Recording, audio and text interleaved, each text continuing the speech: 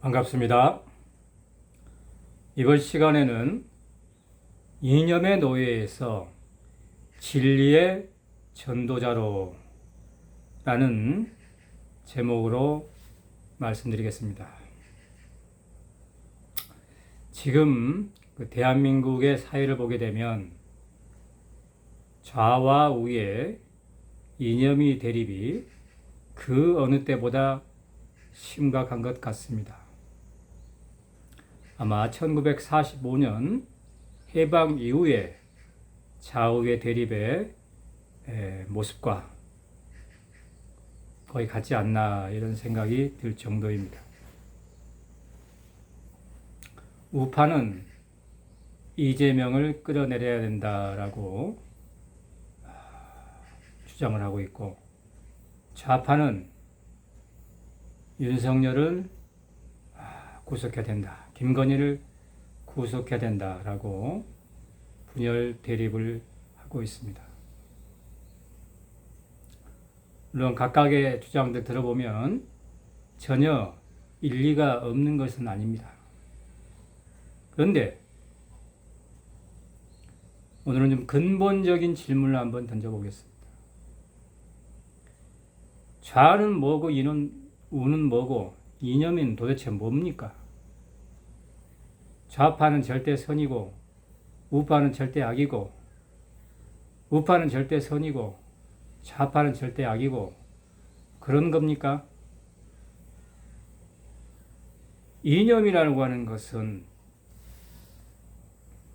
글자 그대로 생각념자 아닙니까? 하나의 생각, 하나의 사상에 불과한 것입니다. 생각이라고 하는 것이 여러분 과연 진실일까요? 사실일까요? 생각이라고 하는 것은, 자, 영어에서 생각이라고 하는 생각을 나타낼 때 우리가 동사에다가 조동사를 쓰는 겁니다. 자, 사실을 얘기할 때는 어떻습니까? I go, 나는 간다. 그건 하나의 사실이죠. 그런데 거기에 조동사가 들어가게 되면은, 즉 I can do, 나는 갈 수 있다 라고 하는 것은 뭡니까? 하나의 가능성이자 하나의 어떤 확신, 이런 거겠죠. 가능성, 뭐뭐 할 수 있다. 그것은 내가 갈 수 있다는 가능성인 것이지 내가 현재 가고 있다는 사실, 진실을 얘기하는 것이 아니라 이 말입니다. 나는 가야 한다, I must go. 그것은 나의 하나의 의무인데 지금 내가 가고 있는 것이 아니고 나는 가야 할 의무가 있다. 마땅히 뭐뭐 해야 된다. 그런 의미가 들어있는 것이죠. 즉 생각과 사고가 들어있다는 것입니다. 또한 명사 앞에는 전치사를 써서 하나의 생각과 사고를 나타내는 것입니다. 어쨌든 생각이라고 하는 거 보면 뭡니까? 아직 현실로 일어나지 않는 일, 현실로 나타나지 않는 일, 그것이 생각이라 이 말이죠. 사고라 이 말입니다.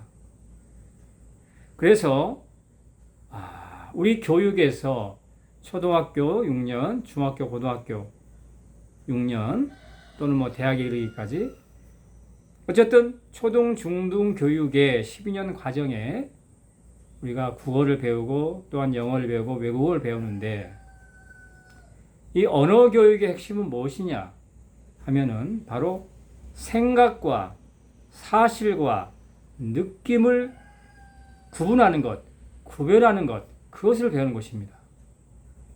자, 우리 초등학교 때, 중학교 때로 한번 돌아가서 생각해 보겠습니다. 국어 시간 한번 돌아가 보겠습니다. 뭘 배우죠? 자, 생각을 나타내는 그런 걸 뭐라고 합니까? 논설문. 그렇죠? 사실을 나타내는 걸 뭐라고 합니까, 여러분? 설명문. 느낌을 나타내는 걸 뭐라고 합니까? 시, 소설, 문학. 그렇죠? 또한 한편의 소설에서도 생각을 나타내는 문장이냐, 느낌을 나타내는 문장이냐, 사실을 나타내는 문장이냐, 이것에 대한 구별을 하는 것을 배우는 것입니다. 즉 다시 말해서 저 사람이 지금 자기의 생각을 얘기하고 있는 것인지, 자기의 느낌을 얘기하고 있는 것인지, 또는 자기가 했던 어떤 사실을 얘기하고 있는 것인지, 이것을 명확히 구분해서 거기에 대해서 적당하게 응하는 것. 이것이 우리가 대화의 기본 방법이고, 또한 관계의 기본 하나의 방법인 것입니다. 자, 생각이라고 하는 것은 뭡니까, 여러분? 생각이라고 하는 것은 사실이 아니다 이 말입니다. 사실이 아니기 때문에 이것은 더군다나 진실이 아닌 것이죠. 그것은 그 사람의 입장, 자기만의 생각이라 이겁니다. 그것은 나와 다를 수 있죠. 생각은 사실이 아니기 때문에. 그것은 그냥 존중해주면 된다. 너는 그렇게 생각하고 있어. 그래.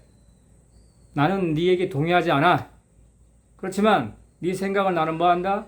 존중한다는 말입니다. 존중.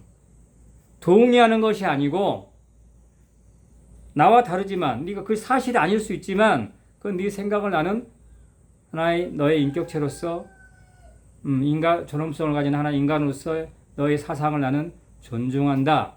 것이고요. 사실에 대해서 어떻게 됩니까? 사실은 그것은 인정을 해야 되는 것이죠. 객관적인 사실, 나타난 현실에 대해서는 그것은 나와 생각이 다르다고 그죠? 사실을 부정할 수가 있습니까? 일어난 일을. 지금 광주에 이를테면은 비가 몇백 미리가 내려서 그렇죠? 불이 났단 말입니다. 홍수가 났다 이 말입니다. 홍수가 난 것은 하나의 사실이다 이 말입니다. 그런데 우파의 예를 들어서 극우파 중에 어떤 이런 사람이 이렇게 생각할 수 있죠. 니네들이 광주 이재명을 찍어서 나라를 어렵게 만들었기 때문에 하늘에서 천벌을 받은 것이다. 그래서 비가 홍수가 많이 내린 것이다. 홍수가 내린 것이다. 비가 많이 내린 것이다. 라고 하는 것은 그건 네 생각이란 얘기죠. 생각. 사실이 아니고 하나의 주장이라는 것입니다. 여러분. 자, 그리고 느낌은 어떻습니까? 여러분 느낌. 그래서 나는 슬프다. 또는 기쁘다. 좋다. 나쁘다. 이것은 뭡니까 여러분? 느낌, 감정을 나타내는 것이죠. 느낌. 그런데 이 느낌이라고 하는 것은 생각도 아니고 사실 아닌데 느낌이라고 하는 것은 뭐다 여러분? 그것은 어떤 가치 판단이 있는 것이 아닙니다. 나의 육감이 감각이 느끼는 것을 그대로 표현하는 것이기 때문에 거기에는 어떤 옳고 그름이 없다는 것입니다, 여러분. 자, 옳고 그름이 없는 하나의 뭡니까? 가치 판단이 없는 것이기 때문에 그런 느낌은 어떻게 됩니까? 공감해 주면 되구나. 네가 참 기쁘구나.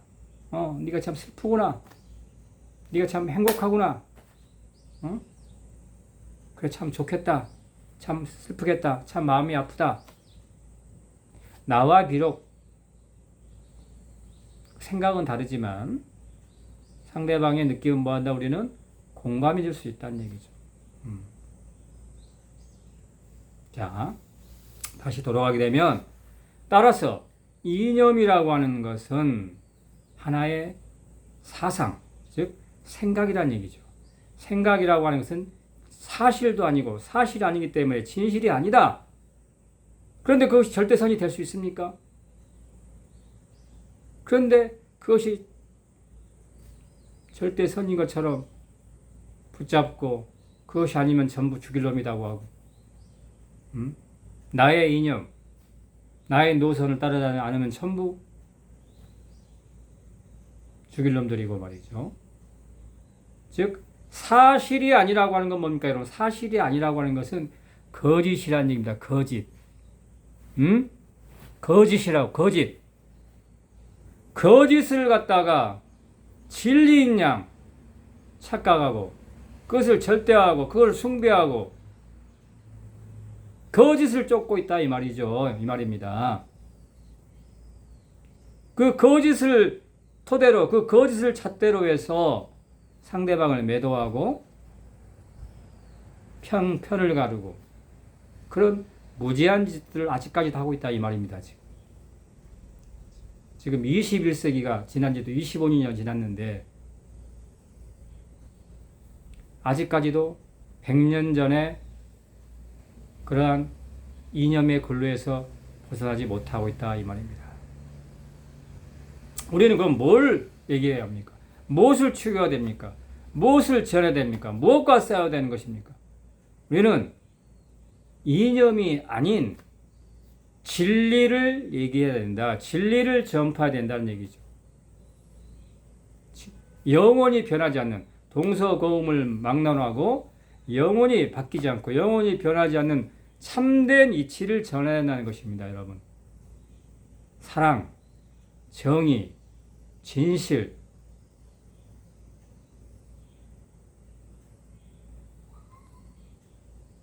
이런 것을 전하는 전도사가 되어야 되고, 그럼 무엇과 싸워야 됩니까, 여러분? 거짓과 불의와 불법과 부당함, 이런 것에 대해서 우리는 항의하고 싸워야 되는 것이죠. 제가 23년 동안 싸워왔던 것은 바로 여론 조작이라고 하는 것은 거짓이기 때문에, 불법이기 때문에, 부당한 것이기 때문에 싸운 것이지, 좌파가 있기 때문에 싸우고 우파가 있기 때문에 싸운 것이 아니라 이 말입니다. 제가 지난 6년 동안 싸워왔던 부정선거, 그것은 민주주의에서는 있어서는 안 될 일이기 때문에, 불이기 때문에, 부당한 것이기 때문에, 불법인 것이기 때문에 싸운 것이지, 좌파기 때문에, 우파기 때문에 싸운 것이 아니다. 제가 지금까지 6년 동안 싸운 백신 독재라고 하는 것도 마찬가지죠. 그것은 국민의 생명에 대한 중대한 침해고 국민의 신체적인 자유에 대한 명백한 침해이기 때문에, 왜 백신을 맞든 말든 그건 내가 결정하는 것이, 그걸 왜 국가가 결정하는 얘기죠. 나의 신체, 내 생명의 위협이 될 수 있는 그런 것들을 왜 국가가 결정하느냐? 이것은 부당하다. 이것은 명백한 위헌이다. 라고 하는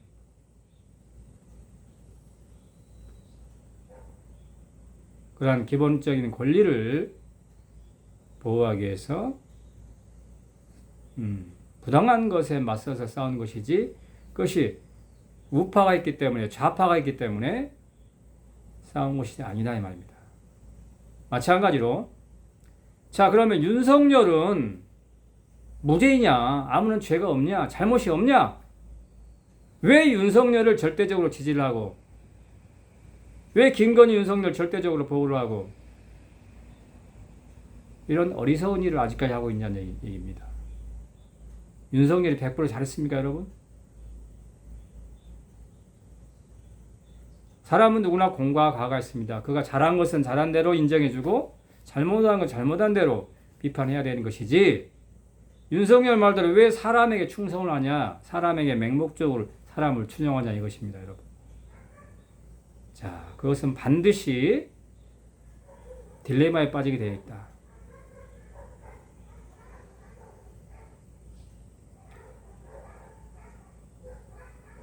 자, 윤석열 대통령은 지난 3년 동안 뭐 했습니까? 제가 그렇게 대통령이 되기 전부터 부정선거, 여론조작, 백신 독재를 방관하게 되면 반드시 탄핵당연하고, 저는 대통령이 되기 전부터 수없이 주장을 했고 또한 경고를 했습니다. 그러나 3년 동안 아무것도 안 했습니다. 윤석열은. 저는 계엄을 하기 전에 반드시 두 가지 전제 조건을 얘기했습니다.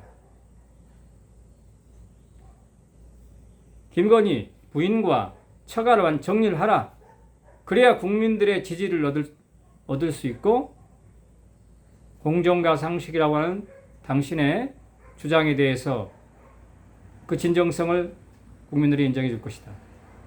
두 번째, 부정선거를 먼저 밝혀야 한다는 것이죠. 2020년 선거가 명백한 부정선거였는데, 또 2021년 국회의원 선거가 또 대선도 마찬가지고 부정선거였고, 21대 국회의원 선거 또한 부정선거였는데 이것을 먼저 밝힌 다음에 그러한 명분을 가지고 계엄을 선포를 해야 되는 것이지. 그거를 3년 동안 자기 부인과 처갓집 보호하느라고 3년 동안 내내 무리수 둔 의료 정책이라든가 의대 정원이라든가 여러 가지 무리한 정책을 추구하다가 또 실정을 되풀이하다가 국민들의 신뢰를 잃고 지지를 잃고 코너에 몰리니까 마지막에 마지못해서 계엄을 하니 누가 그것을 지지하겠습니까? 국군을 갖다가 적으로 만들고 경찰을 적으로 만들고 그런 어리석은 정책을 하니 누가 그걸 지지를 해주냐 이런 얘기죠. 아무리 명분이 옳다 하더라도 제가 하고 싶은 얘기는 우리는 하나의 자연인 인간 윤석열이 됐든 이재명이 됐든 이런 사람들 추종을 하거나 충성을 해서는 안 된다. 하나의 이념을 추구를 하거나 맹목적으로 그를 추종해서는 안 된다. 우리가 추구하고 주장하고 전파해야 될 것은 보편적인 진리, 인류의 보편적인 가치, 이것에 대해서 얘기를 하고 주장을 하고 그것을 위해 싸워야 하는 것이지. 사실이 아닌, 진실이 아닌 이념을 가지고 싸우면 백전백패한다. 이런 말씀을 드리고 싶습니다. 고맙습니다.